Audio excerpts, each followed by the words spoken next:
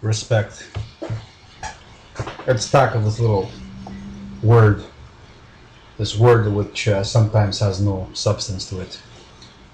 In many ways, it's akin to the word love, an overused word, particularly by those that have no capacity to understand it. Take the word love, for instance. We hear love this, love that. Every song is about love, practically. And yet, there's very little love in the world.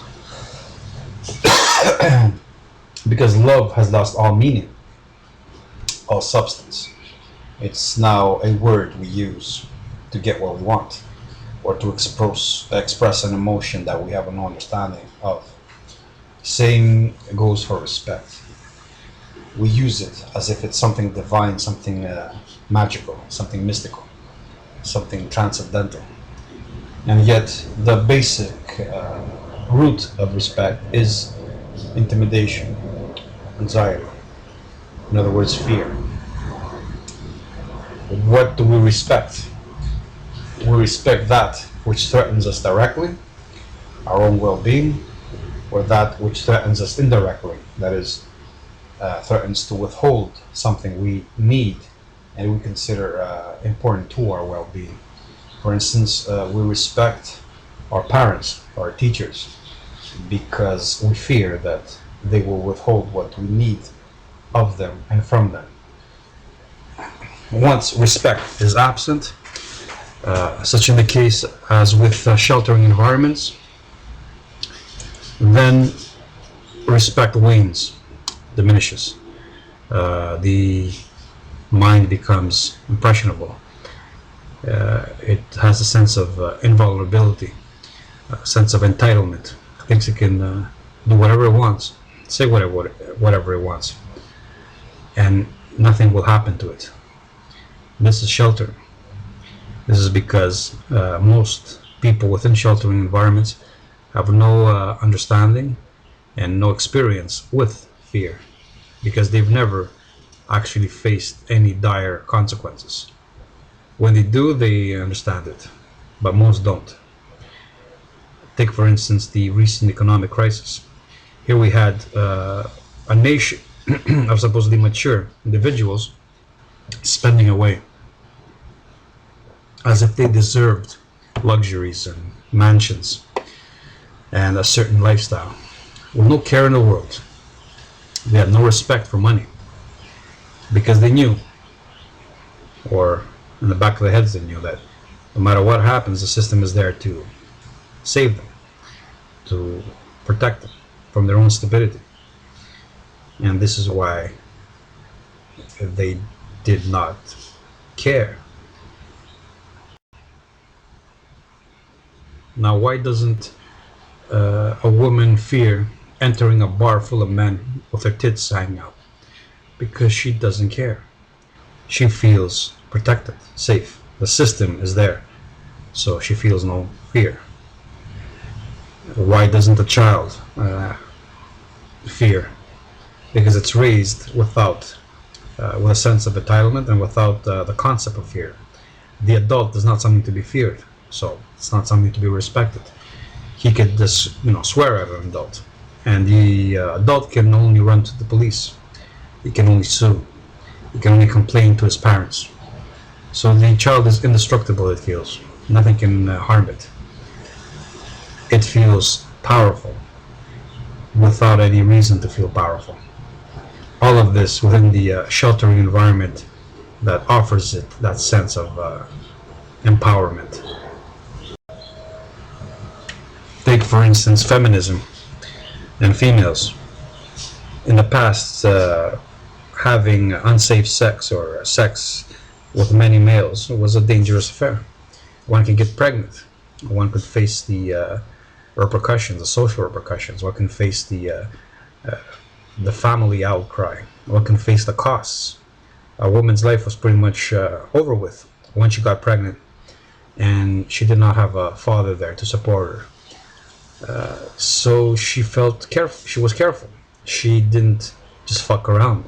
She was careful with who she went. She had to test them first.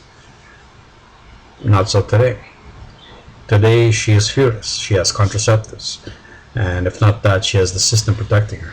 She has a system that forces the man to pay alimony. So she's fearless. She feels invulnerable. For her, a child could even be a method of controlling the man, of getting back at him, or simply of gaining support from the system directly. So she can be as much of a slut as she wants. There's no fear. So she doesn't care. Sex becomes inconsequential, irrelevant, superficial. Just pussies and cocks interacting. There's no outcome, because whatever outcome comes about will have no long-term dire effects. So there's no reason to be careful. So everybody is lowered down to the state of a child, an infant.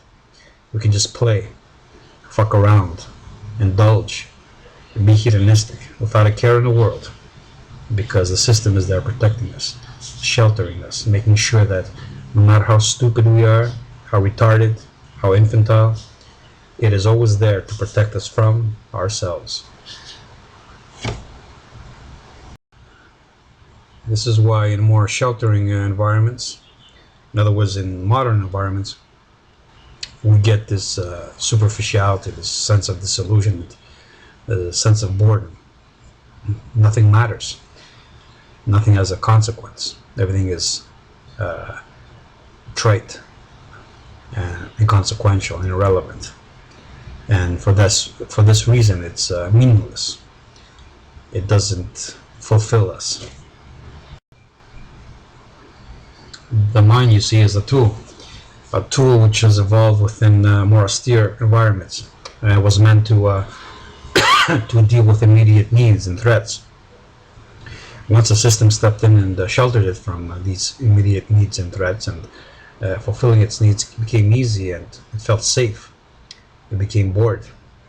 Now the system does that because it gains something from it. It receives a reward. It makes the mind dependent upon it, more malleable. But it also produces excess mental energies. The minds now have to be distracted. They have to be dealt with. They have to be made innocuous, so they don't become a threat to the system.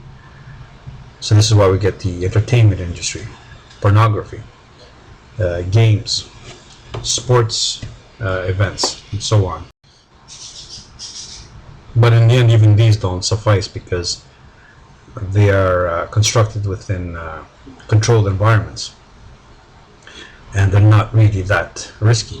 When a boxer goes into a boxing ring, he knows there's the referee there, and no matter how weak he is in relation to the other, the referee will step in, and even if he gets knocked out, the paramedic will step in and he will be rushed to a hospital. So the risks are mitigated, so he can have a fight and pretend he's all macho and stuff, because he knows that there's no real big threat.